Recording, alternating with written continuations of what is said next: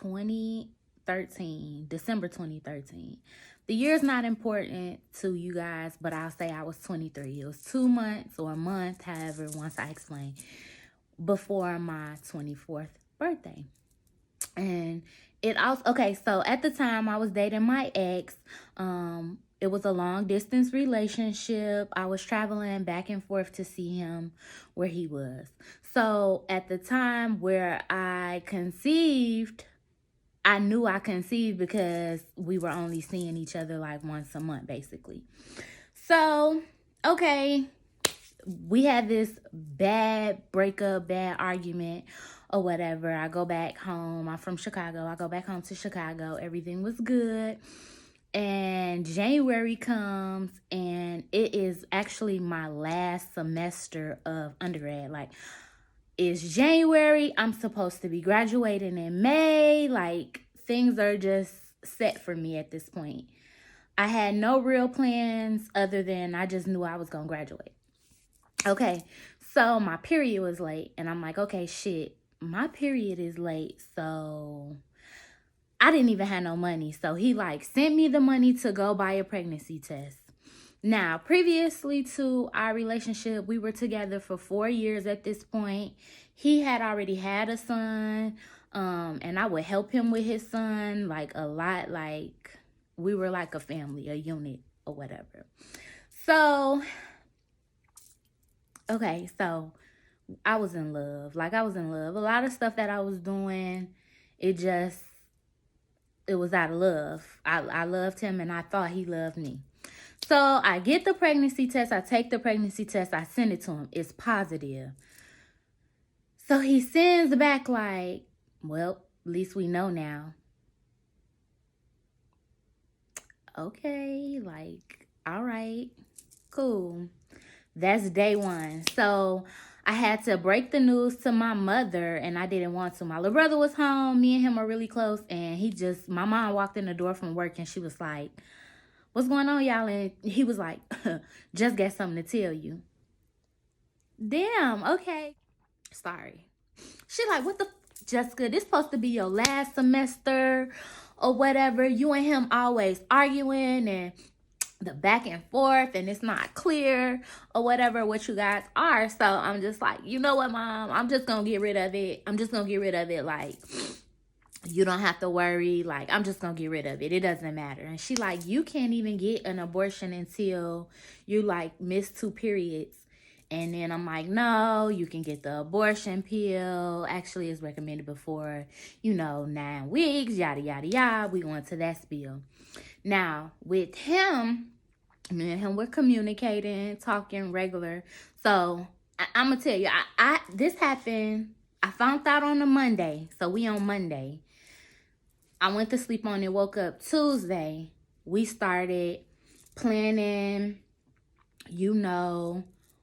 what to do. Like, okay, because I planned on moving back where he was or whatever when I graduated. So I'm like, we can just get an apartment. We planned on getting an apartment anyway. The kids can share a room. We can get a 2-bedroom. And everything was good. This was Tuesday. Everything was great. And I just was happy. Like, okay, okay. Wednesday morning comes and he sends me a text message like, I think you should call places to see how much it is. You need to make a decision on what you're going to do. And I'm just like, we just talked about this yesterday. We just said that we was going to keep the baby. We was going to get a place and continue being a family like we've been being. And so he just was like, well, if you keep this baby, then my other baby mama not going to let me see my son. And I'm just like, damn, why my baby gotta die because of some other people, and it didn't make sense to me. And so he was like, well, just do me a favor and just call or whatever. He was like, call just to get some quotes to see what's what and let me know. So I called him and I was like, okay, I called this place. They said it's $236 or whatever. He like, let me call you back. Okay. 15 minutes went past. He sends me a text like, check your account. And I've been with this man at this point for 4 years. We never used condoms. We never practiced safe sex. Like, honestly, okay, so I'm wrapping it up. So honestly, I honestly thought I couldn't get pregnant. That's a whole nother story. Like, for 4 years, living life Russian roulette. Okay, so he sends the money in my account, so I just felt like he really didn't want it, right? Like, he's not in this. He doesn't love me. He doesn't care. So I called, set the appointment or whatever.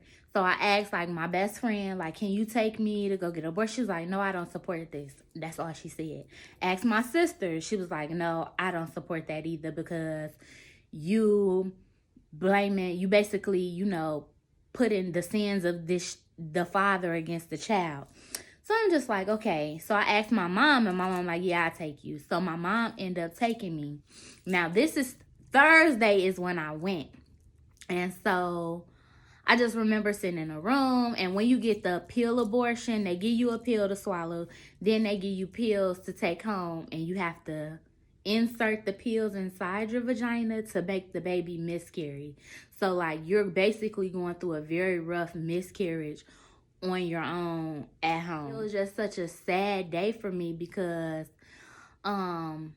he was celebrating 100 years of his fraternity at the time, and I just was going through, like, the worst pain of my life. And the fact that the way you have to do the pill abortion, you basically get to see, like, the fetus, the embryo or whatever, and it's a real weird experience. So that ended up happening Thursday. Now, again, at the time, I didn't have money. I didn't have much money. If I was broke, y'all. I was broke as hell.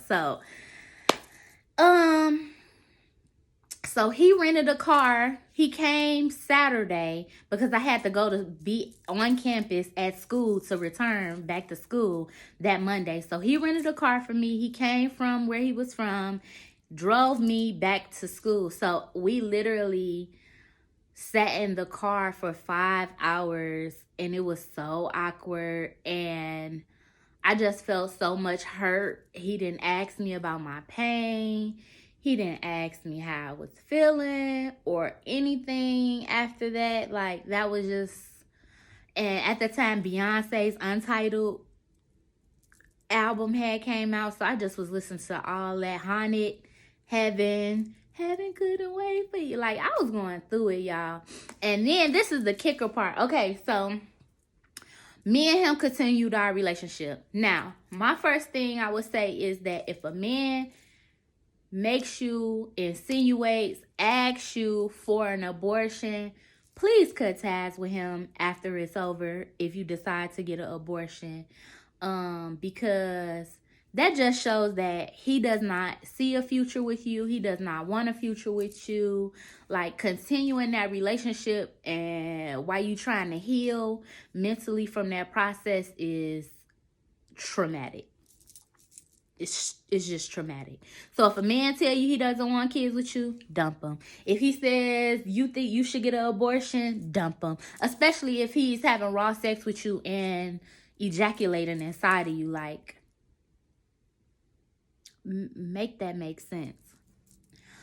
So what's crazy about it and what hurts the most about that is that I often used to think, like, dang, maybe I should have kept my kid. Like, me and him made lots of plans. Like, he was the only man I thought I would ever see myself marrying.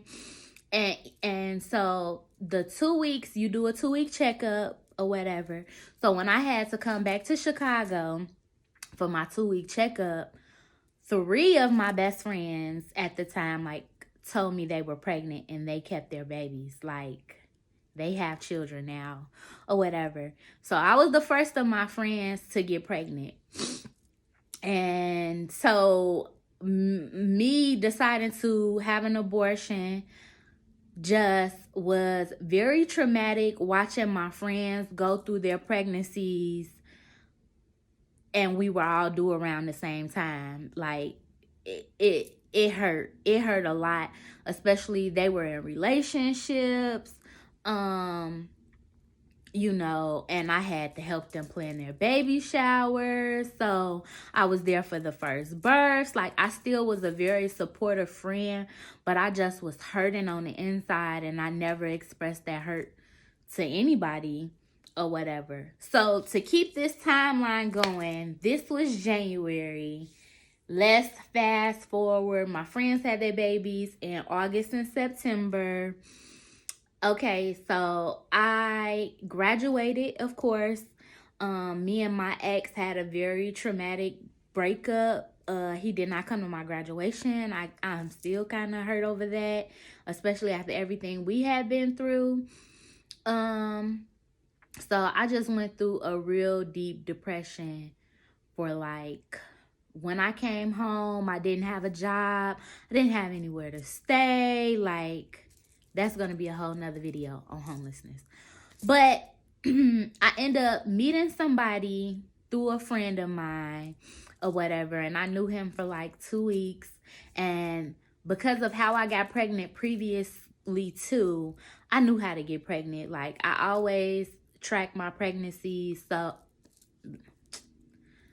I need to learn how to edit videos. That'll be something I teach myself. But I know I track my cycles, so I know when I'm fertile. I know the safe days to have sex. Yeah. So I met him, and he called me on the night that I was about to attempt suicide or whatever. And it was like, he was like an angel to me. He was very sweet, very affectionate. He always catered to my needs, but he was crazy, y'all. Like, I didn't do my background check. However, I ended up getting pregnant, and the way I found out I was pregnant was crazy because, so I went to Planned Parenthood to get a regular checkup because obviously I'm having sex with somebody new. I don't know them. I want to make sure I'm good. So, you know, they do the little HIV test. The HIV test thing looked just like a pregnancy test thing. So the lady came back in the office and she was like, I got some news. And I'm seeing this, the little thing. So I'm like, I know damn well I don't got HIV. But she was like, you pregnant. I was like, whoo. I was relieved that it wasn't HIV. But then it was like, I'm pregnant. So we did it because we both agreed to have a baby. That was my daughter was a planned pregnancy. So I tell him, and he was happy, and that was a different reaction for me because I never experienced somebody, well, my previous experience earlier that year was totally different from somebody I thought I loved and was gonna marry. So he was like, yeah, we could keep it. Woo. He made me tell his grandparents. His grandparents was mad because I was older than him at the time. And he was slow. Like, he was getting the SSI check, y'all. Like, I didn't know that. Like, all of this stuff comes out later on. So, he ends up being crazy. He ends up getting locked up, y'all. So, I was stressed out, going to court dates, everything, trying to maintain my pregnancy. And what's crazy is that my first prenatal appointment was the same exact date that I got my abortion the previous year. Like, January 9th, 2014 abortion, January 9th, 2015, first prenatal appointment. It's fucking nuts. So, I'm like, okay, we went. It was all good. And actually in the thumbnail, if you saw, that's like my actual ultrasound from my daughter. Yeah, that was on January 16th, which was also another happy day for me. So I was very happy. He ended up getting locked up and going to jail. And I end up having my 3 month, what's it called? Y'all know what I'm saying. I end up having my checkup and they couldn't find a heartbeat. Now, if you're pregnant and they cannot find a heartbeat, they're supposed to give you an emergency ultrasound to make sure everything is okay. But I was at raggedy ass St. Bernard Hospital in Chicago and she sent my ass home That was my birthday. So my 25th birthday, I brought it in pregnant. So yeah, that was my 11th week checkup. My 12th week was my 25th birthday. Then he had a court date 2 weeks later. So I was like 14 weeks pregnant or whatever. And my stomach was just hurting. Like it was like a burning sensation, and it just would not leave. Like it was just burning, like here. Like it just felt like somebody was just blowing a torch on my stomach. So I go to the hospital or whatever. I actually went to a little company in Mary, if you're familiar, in Chicago. I was in the hospital for a long time. I looked crazy because he had a court date, and it just was a wild day. Like it was a long day. And they end up giving me an ultrasound, and they end up telling me like, your baby stopped developing 3 weeks ago, around 11 weeks. Like this is not a viable pregnancy.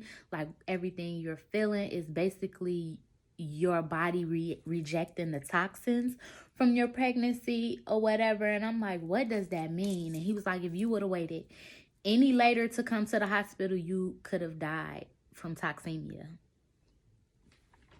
St. Bernard, what y'all doing? Because we could have, and that hurt me because at the time my boyfriend was locked up. I was alone trying to figure stuff out, and I was going through things with my family. Like my grandmother told me I couldn't stay with her if I was gonna have a baby. So it's like, damn, I'm finna be homeless again. Like, no. And when I first found out I was pregnant, my life changed. I end up signing up for a savings account that I still have. It's named after my daughter, Justice. Some people probably have seen my screensaver or whatever. So, I mean, it changed the way I viewed a lot of things. Like I knew was responsible for somebody else's life, and I needed to make better choices. Now, the following year, 2016, November of 2016, I end up getting pregnant again on accident.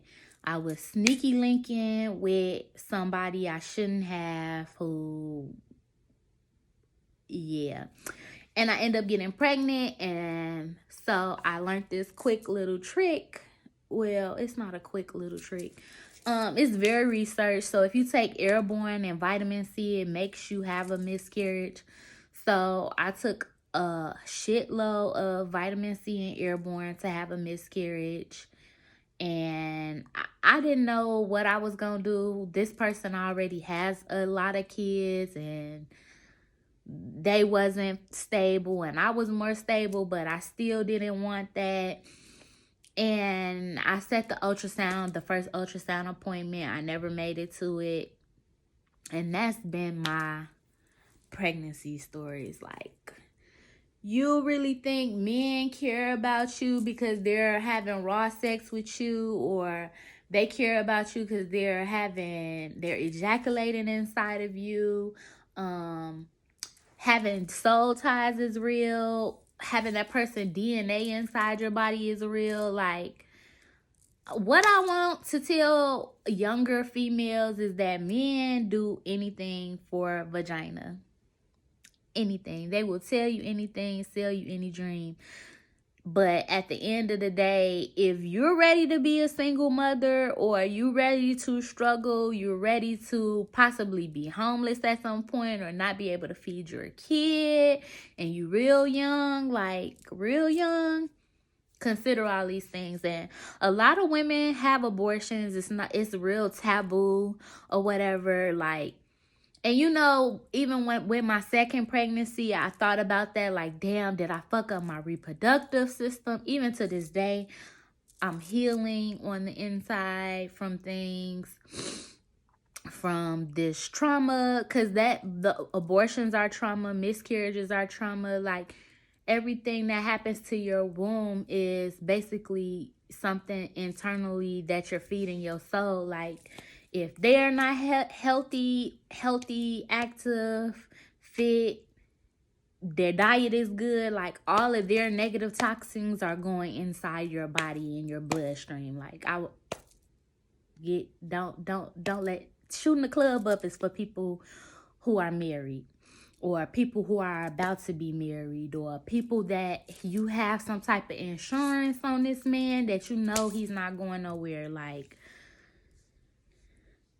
giving your body and your soul and your mind, like pregnancy, let's not even talk about that, because nobody told me that even if you get an abortion, that your body still thinks you're pregnant for like 6 months, not 6 months, 6 weeks after that.